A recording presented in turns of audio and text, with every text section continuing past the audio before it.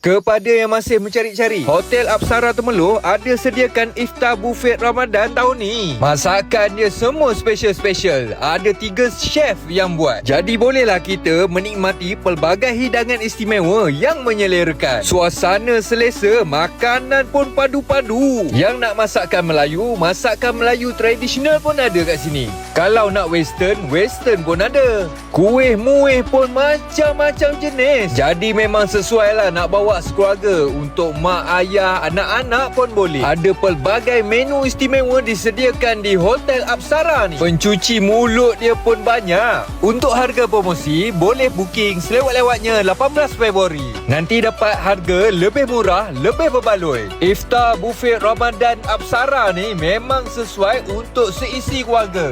Tengoklah menu dia. Orang dewasa boleh, kanak-kanak boleh, semua boleh. Yang penting masakan dia memang semua sedap-sedap sebab 3 chef sekali yang buat. Jadi warga Temerloh, Bera dan berdekatan boleh dah datang booking untuk berbuka di Hotel Apsara Temerloh ni. Harga pun memang berbaloi dengan juadah-juadah dan menu-menu yang disediakan untuk kita di sini. Jadi apa lagi, moh kita ajak seisi keluarga, godong-godong, Temerloh, Bera, Maran, Jerantut, semualah datang ke Hotel Apsara untuk berbuka dan menikmati juadah di Hotel Apsara Temerloh.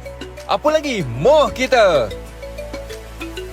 Follow, like, komen dan share untuk video seterusnya.